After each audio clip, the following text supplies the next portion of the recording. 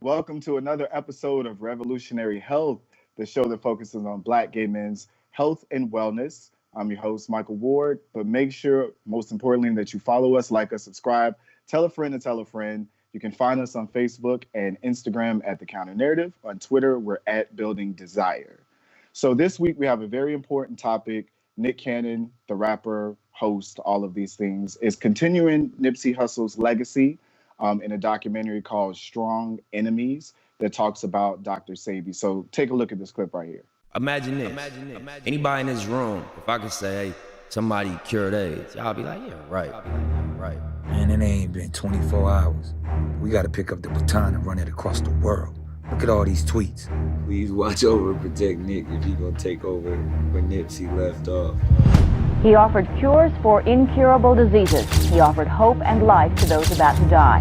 What they will do with AIDS is the same thing they do with everything else. They will figure out a way for you to live with it. This is how the healthcare hustle works. We bring you in, you're sick, we start you on treatment protocols that are many times more toxic than what we're treating you for. It just is mind-numbing to see how we can allow people like this to come among us, poison us, and then live comfortable lives. And as you can see in the clip, Nick Cannon, as he says, he wants to continue Dr. Sebi's legacy of doing things such as curing HIV, of curing all of these ailments. So on his triumphant return back to Revolutionary Health, we have missed him so much, and I'm so excited that he is still back here. Our family member, Dr. David Malebranche, how are you? I'm happy to be back, Michael. So I'm just excited. It's been a minute, a few months. Had some things going on in life. There's a little virus that's going around. I don't know if you've heard about it. Just a little thing. Little stuff. And I'm connecting in remotely from New York. So I'm glad to be back with everybody and with the CMP family. Glad, and we're glad to have you back. Thank you so much for doing this. So, as you've seen in the documentary, Dr. Sebi is making these claims as far as curing HIV. So I just wanted to start pretty much, what is the current stage of us curing HIV? Well, it's a good question. And I think, in order to get at that question, you have to ask, what does a cure look like, or what is a cure? And in the research, the public health and the virology research that we know, there's two different kinds of cures, so to speak. There's a functional cure, which means that the virus is kept at bay, which you can kind of look at with, someone who's living with HIV and on their antiretroviral medications. The virus is not actively reproducing and causing a lot of problems. So that's considered kind of a functional cure. And it's kind of analogous to what we say about cancer being in remission. So that would be what is called a functional cure for HIV. And then when we say, there are other words for it, but there's one term called a sterilization cure, which means that HIV is completely eradicated from the body. And in that case, what that means is someone could go off their HIV medication and the virus is completely eradicated. And so the only case that we really know that actually achieved that kind of sterilization cure was that gentleman called the Berlin patient who suffered from leukemia and had a bone marrow transplant, and the donor for the transplant actually had a receptor mutation on his T cells that didn't allow HIV to attach. So when they did that whole bone marrow transplantation, he actually assumed the other person's bloodlines, and if there's no receptors for HIV to attach to, HIV can't replicate. The problem with a cure is that there's something called reservoirs, which are basically hiding places. So sometimes HIV can get into a T cell or other immune system cells or spaces in the body and basically hide out or be inactive for a long period of time, and then they can activate later on. So even though someone's undetectable, there may be kind of a latent,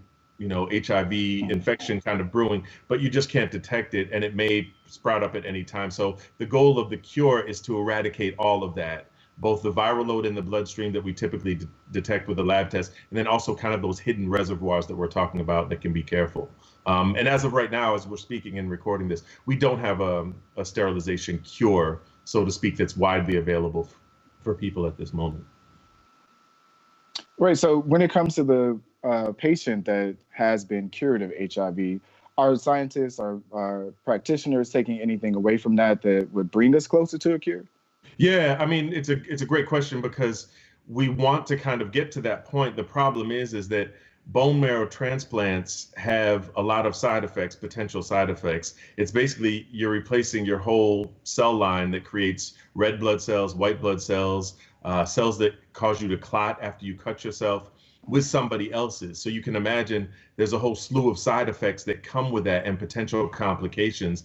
On top of that, bone marrow transplants are very timely and very expensive. So you can't just say, let's just get bone marrow transplants for everybody and that'll be the cure to HIV. Like, it's not going to cut it. So we have to do these things and find other things. But it tells us a lot about receptors, about mutations of receptors on our T cells, how HIV works, how it attaches, and gives us some clues of what we can do to kind of navigate a cure in the future, whether that be through a vaccine or through some other mechanism. So it's promising, but I think we're still a long ways away from a cure. Yeah, definitely. And prayerfully, I hope that we do reach the cure. One of the things that I saw in the documentary too, as I watched it, is, of course, we have all of these celebrities that are in the documentary, and we love them all. You know, we want to show love to them all. But these celebrities have the power to change and to give us information and all of those things. And so a lot of what is in this documentary is saying that we found a cure for HIV, which I believe Dr. Sebi believed that we can achieve a cure by having a plant-based diet or eating these certain herbs or vegetables, a lot of things like that. And now with these celebrities bringing this up and kind of, I don't want to say playing on the fact that, you know, we are maybe a little bit more trusting of people that are in the limelight or that have a little more notoriety. But what are our concerns as far as why are people believing these conspiracy theories? Like how are we just taking this information just based upon like if one of our favorite celebrities says that it's true and believing that? I think we're willing to take it, you know, as Black people, we're willing to take the word of a fellow Black celebrity or someone that has some notoriety to their name over kind of the white or non-Black scientist. And we have to kind of delve, you know, your question is great because it has to delve into the situation of why do people, especially Black people, why do we believe or embrace conspiracy theories? Why do we kind of hang on to these things? Why do we cling onto them so fervently as opposed to other groups? And I think, of course, that's going to go back to the history of kind of medical experimentation on Black bodies, the present of medical experimentation on Black bodies, and even tying it into the coronavirus thing. There's a video that's circulating on social media. I don't know if you saw it, with some French researchers, white French researchers talking to each other about how they want to use an experimental medication for coronavirus. And they're saying that they should try it in places in Africa. And the guy made the analogy that similarly to how we tried for AIDS treatments on prostitutes because they were putting themselves in high-risk situations. So the analogy was that prostitutes were engaging in high-risk behavior and Africans don't have access to the mask, being able to physically distance, some of the other things that they were making a lot of assumptions on. So their attitude was like, well, let's go ahead and, you know, just try this medication in Africa. And that's problematic because when you're looking at Spain and France and Italy, who have thousands and thousands of people who are coronavirus positive, as well as having thousands of deaths, you have more than ample sample size from your own people, from abundant copious amounts of Europeans that you could try this medication on that are right in your backyard. So it just goes to show you that, like, when we talk about historical distrust of medical facilities, medical knowledge, public health officials, and medications that are pawned out to us as cures, this is not something that's just in history. This is very much present day because people will still pull this bullshit now. And so, you know, of course you're going to listen to somebody that says, well, I have another option for you, or people are hiding the truth from you, or we have some kind of other thing that's going to work better for you. Everyone's going to cling to that because it's like, well, I don't trust these folks because we know what they think of us. They don't respect our bodies. So I'm going to go with the other Black person that's telling me there's a cure, but everyone else is hiding it. So I think it's easy to dismiss a lot of people as saying, oh, they're hoteps, or, you know, it's conspiracy theories, or they're just crazy. I think the way we should be looking at it is that a lot of us have gone through a lot of trauma in our past, are going through a lot of trauma currently, and this shit still happens today, so it's actually pretty justified. So I think we'd have a better conversation if we talk about understanding all the context of this and why people embrace these things rather than just pathologizing one group or the other. You know what I'm saying? So it just kind of, I think it does a disservice to all of us by not really looking at the totality of it. Right. And I think too, for me, a lot of it comes from understanding that a lot of celebrities, musicians, athletes, all of these things are great in their respective fields. But when it comes to the field of medicine and public health and all of these other areas, we have to be very cautious about where we get our information from. As you said, we see right now going on with coronavirus that there's so much misinformation. I didn't see the video that you were talking about, but I have people sending me videos in my DMs and all of this stuff that's like, there's a cure, they're hiding it from us, all of these things. And it's so easy now to get this misinformation.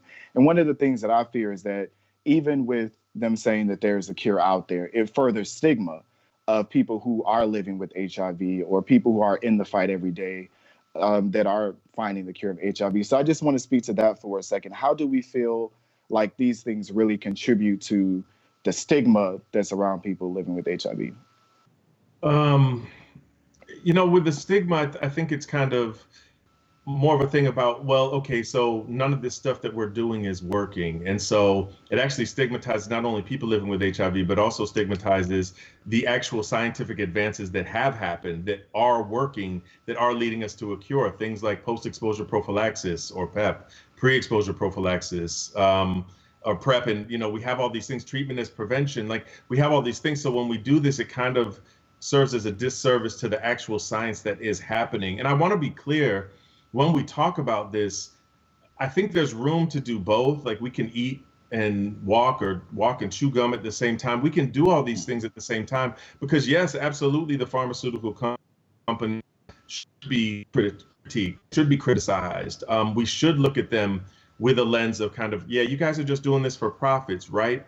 But we also should look at the fact that capitalism is a concept, and also the exploitation of Black people by other Black people in the sake of white supremacy and other things can actually trump this as well. So with the same lens that we should be critiquing Gilead and, you know, Merck and Abbott and all these other pharmaceutical companies, we actually should be critiquing with the same lens and the same degree of analysis the people that are coming to us and exploiting the fact that they look like us, that they share a same bond with us, and pawning these kind of medical elixirs or anything like that that haven't been proven.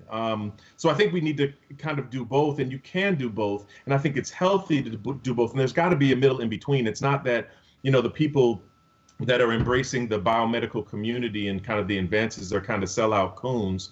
And it's also not that the people that embrace Dr. Sebi's concepts are immediately kind of like dismissible hoteps that we shouldn't pay attention to. There is a middle ground here. And I think we have to understand that both these sides, we're kind of in the middle dealing with this stuff. And we have to do better and critique each other and then try to figure out where the truth is. And that's a hard thing to do sometimes, especially with all the media and misinformation that's being peddled in society today. Absolutely. And I definitely thank you for sharing your knowledge and everything that you have about that, and for coming onto the platform and speaking about it. And as I said, too, with a lot of celebrities that we have this platform, or not we, I shouldn't say we because I'm not a celebrity, but a lot of these celebrities have this platform. You are a celebrity. Come on. Not at all. But a lot of the celebrities, especially in this video, have a platform to speak about issues and bring this to national attention. So one of the things that I always challenge and love, if we have the information and we want to educate people, definitely come on the show. So I would like to invite Nick Cannon, anyone else in the documentary, if you want to come on the show, if we can just have a conversation in love. As you say, we can critique and we can also learn from each other and have a conversation that helps us grow more in love. Because at the end of the day, ending the epidemic is a very important thing that we want to do. So if any of the people from the documentary want to come on, you know, if you have any questions, you want to like, you want to comment, subscribe, leave them below as well. Before we get out here, Mr. David. Yes, sir. Anything else that you want to tell the people that we need to know? Any last parting words? Yeah, I do. I wanted to say, you were just reminding me as you were talking, is that, and I made the analogy to cancer before with the functional cure and with HIV, a functional cure for HIV being similar to a cancer being in remission. You know, you can keep it at bay, but you're still kind of questioning whether it can come back or not. I do think there's another analogy with cancer that comes into play here, and especially tying it into Dr. Sebi. is that a lot of times we will have situations where we're so scared and we're so desperate and we're so fearful, and the traditional medical systems have failed us to the nth degree, that we will go with anything that anybody tells us will work out of desperation, because we either don't have access to medications, we've been turned away, we've experienced racism and other kinds of prejudice in medical institutions that are actually supposed to be saving us.